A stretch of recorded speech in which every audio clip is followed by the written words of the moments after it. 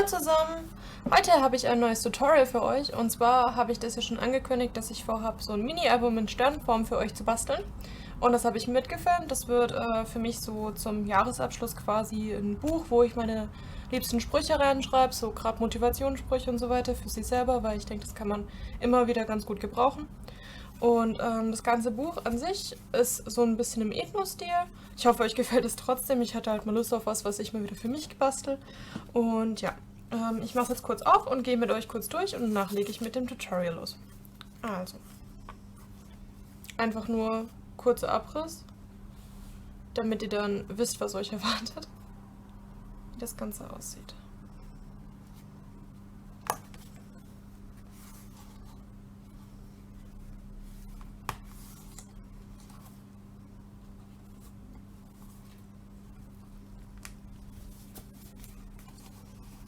Und jetzt legen wir los.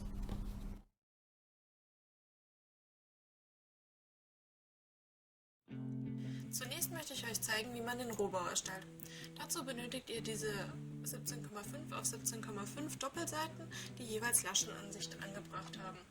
Außerdem, davon benötigt ihr insgesamt 6 Stück. Und zusätzlich zu diesen benötigt ihr noch so eine Art Zwischenlaschen. Und die sind 4 cm breite Pappstreifen, die ich in der Hälfte gefalzt und sonst noch so ein bisschen abgeschnitten habe. Davon benötigt ihr 5 Stück. So, und nun zeige ich euch, wie ihr das Ganze zusammenkleben könnt. Und zwar habt ihr immer eure Seiten, die ihr ordentlich natürlich vorgefalzt habt, und klebt die an den Laschen entsprechend zusammen.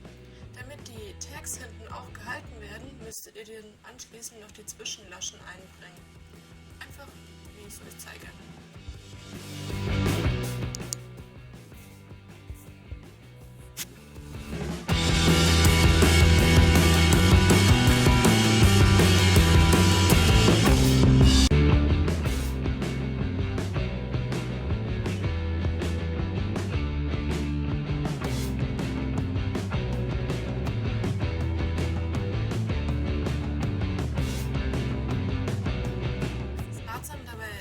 Stabilen Kleber zu benutzen und im Endeffekt klebt ihr alle Seiten dann so aneinander, bis ihr schließlich zur letzten Seite kommt.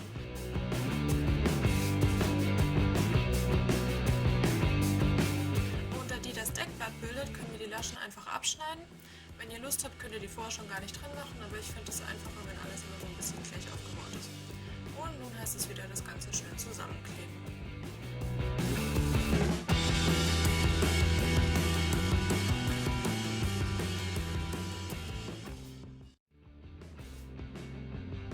Auch schon euer Hintergrundgerüst fertiggestellt. Und wenn ihr das Ganze von oben anschaut, dann könnt ihr jetzt bereits die Tagtaschen sehen und ich zeige euch, wie das Ganze schon so ein bisschen zu einem Stern wird.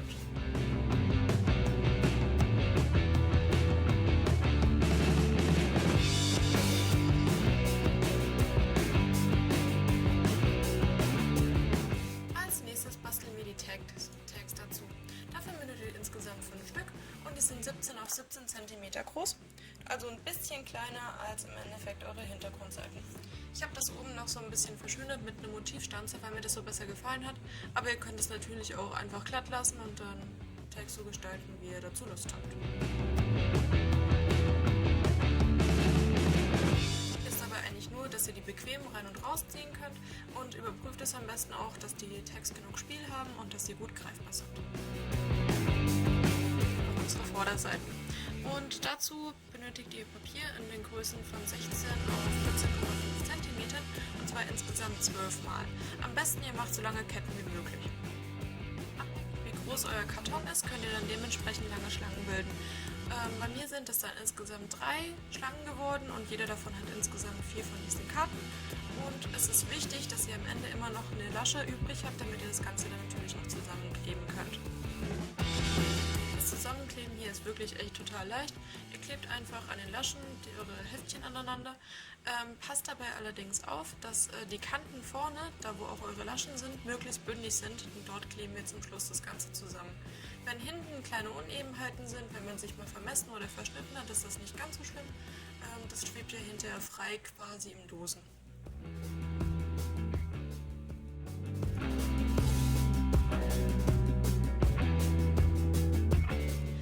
Sieht das Ganze dann wie eine Ziehharmonika aus. Diese könnt ihr dann im Endeffekt jetzt schon wieder sternförmig vor euch aufstellen und ich zeige euch dann jetzt noch gleich, wie das Ganze dann zusammengebaut später aussehen wird. Das war also eigentlich schon das ganze Hexenwerk, um ein Stern-Mini-Album zu basteln.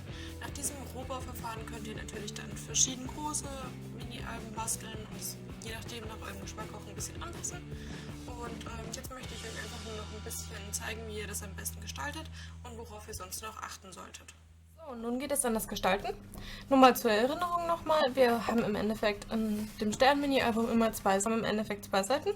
Die braunen Seiten hier sind insgesamt bei mir jetzt 32 cm lang und 14,5 cm breit.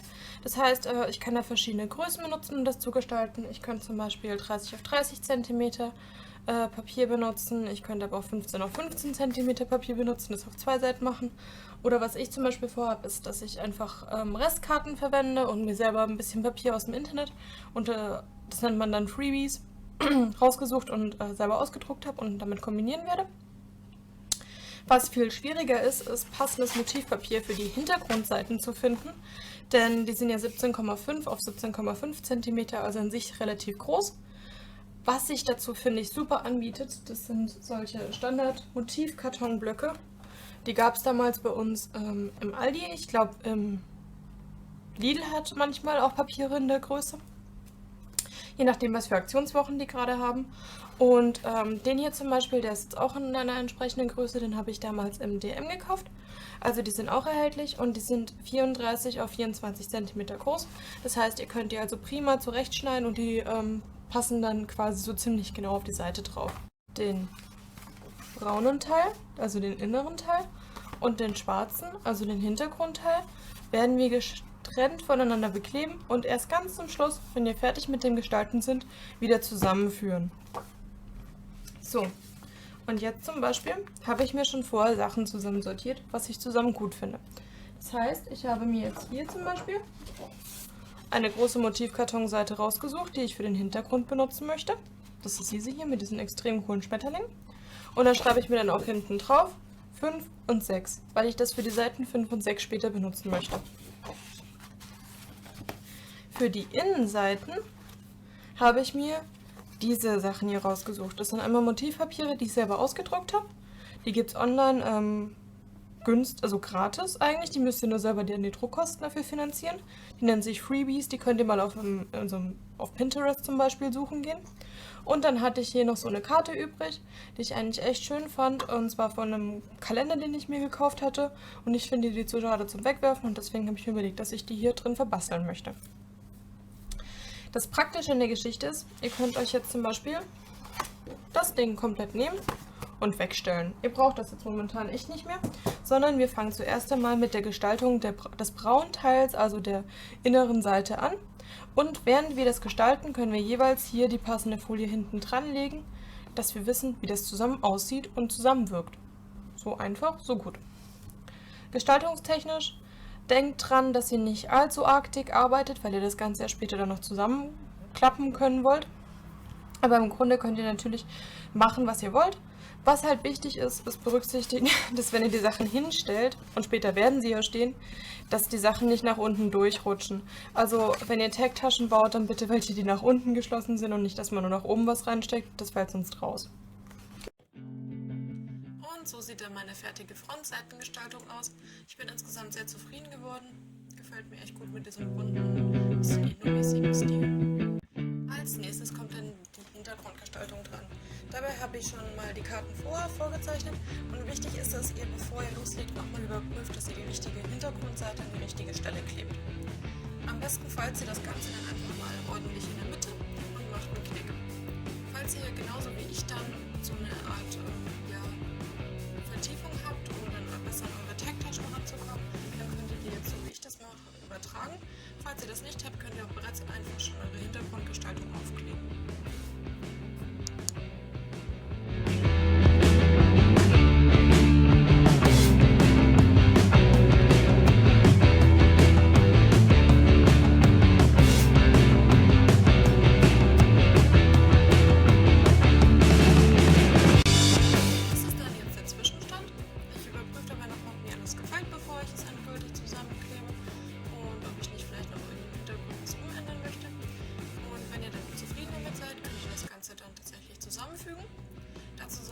diesmal auch wieder Flüssigkleber nehmen, einfach weil ihr oben an den Kanten, wo ihr dann später die Sachen draufklebt, mit normalem Klebeband nicht so gut rankommt, finde ich.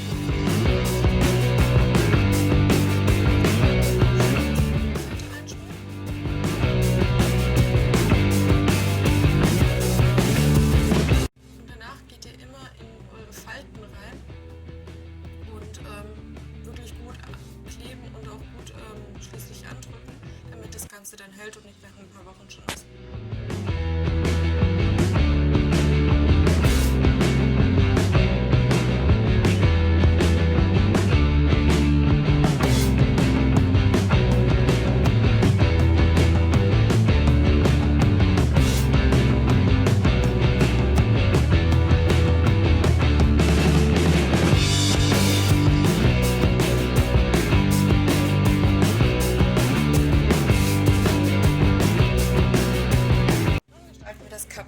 Dazu nehmt ihr am besten ein Stückchen Stoff oder ein Stoffband, wie ich jetzt in dem Fall genutzt habe, und klebt es hin auf diese unschöne Stelle drauf. Bitte nehmt kein Papier, das Album wird an der Stelle sehr oft geknickt und verbogen, und wenn ihr Papier hättet, dann würde das relativ schnell Falten kriegen und unschön aussehen. Stoff hingegen ist ziemlich flexibel und eignet sich das auch. Mit demselben Stoff habe ich dann auch anschließend mich entschlossen, meine Bindung zu machen. Ihr könnt natürlich auch andere Bindungen nehmen, je nachdem, was euch am liebsten gefällt. Aber ich finde es eigentlich ganz schön mit diesem, dass man das Ganze dann so zubinden kann. Man könnte an der Stelle natürlich dann auch Klettverschlüsse oder etwas Ähnliches nehmen. Wichtig ist, dass ihr das von vorne und von hinten beidseitig schließen könnt. Habe ich dann noch das Cover aufgebracht. Das habe ich vorher schon vorbereitet und genauso verfahre ich im Endeffekt auch mit der Rückseite.